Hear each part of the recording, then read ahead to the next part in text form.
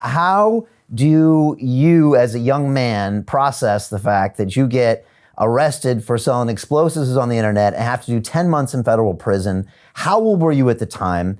And then how did that actually make you into a better man, a better entrepreneur, a better person? Yeah, I think I was 19 or 20 years old when I got arrested for it. So I was selling Magic the Gathering cards, Beanie Babies, some computer parts, and then fireworks on eBay because in Cabela's sporting goods catalog, the number one sporting goods catalog in the entire U.S., they were selling this product called the Pest Control Report 2000. I ordered some for me initially, and these are great. Every young man loves fireworks, right? And then I saw that people were selling them on eBay, and I saw, I can sell them on eBay for a profit. So I put some of them on there.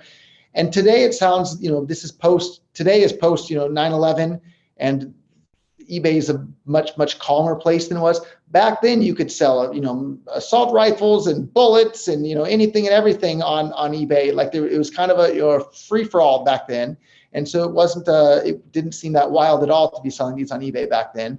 The big mistake I think I made there was actually I ran for political office in the United States. I ran for California State Assembly as a libertarian. And this was not too many years after there was this big incident in Waco, Texas, in which the FBI and ATF burnt to death a bunch of kids in a church. And even if their parents were religious nutcases, burning to death a bunch of, 1, 2, 3, 5, 6, 8-year-old, 12-year-old kids, burning to death kids in a church is not okay.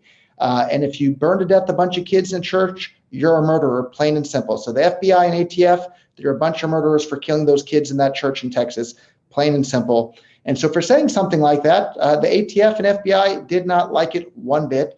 And so they started looking into me and who I was. And, I think Ayn Rand was the one who said, you cannot control honest men. So the government makes so many laws that they can, deem anybody a criminal anytime to control them. And so that's exactly what happened to me. I wound up being the only person in the entire country to be prosecuted for selling those firecrackers without a license. Wound up signing a plea deal to do 10 months in prison rather than 7 or 8 years in prison, which is what they were threatening me with. And even while I was in prison, the company that I had been buying them from and the manufacturer and these other dealers were still selling the exact same product without a license. And so I became the only person in the entire country to get in any sort of trouble at all for selling those without a license.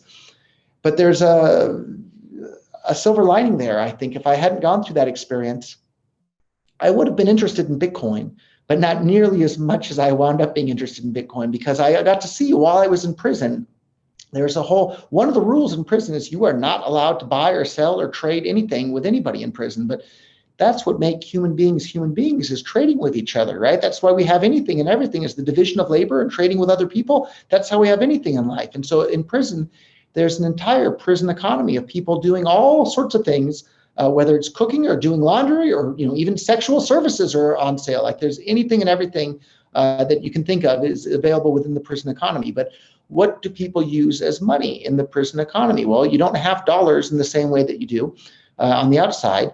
People just naturally started using tobacco, postage stamps, and top ramen soups. And the reason they use those three things is because they're all easily recognizable, easily storable, easily divisible, easily transportable, and they have an additional use case, right? You can eat the top ramen soups, you can smoke the tobacco, or you can mail a letter with a stamp. And so because all those things had those characteristics, they just naturally became used as money. And so I had read about the origins of money in these economics books before I went to prison, and the theories of the origin of money sounded plausible to me. But then I got to see firsthand, right before my eyes, that the theories I had read about in the economics books were true in practice.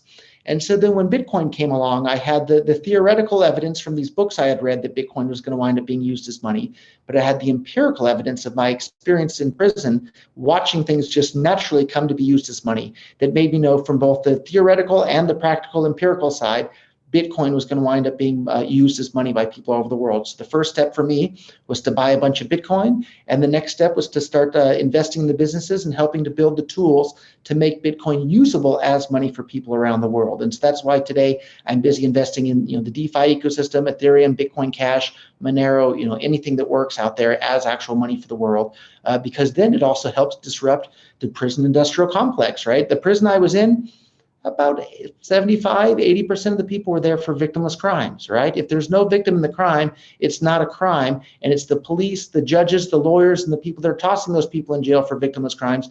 It's those people that are the real criminals, not the people that are held in jail. And so I'm really eager to build out this ecosystem of peer-to-peer electronic cash for the world to empower people to have more control over their own lives, to where we can really scale back this prison industrial complex that's tossing people in jail for victimless crimes, whether it's smoking pot or gambling on the internet or selling firecrackers to somebody who wants to buy firecrackers. So I wouldn't have been as excited about cryptocurrencies today if I hadn't gone through that prison experience.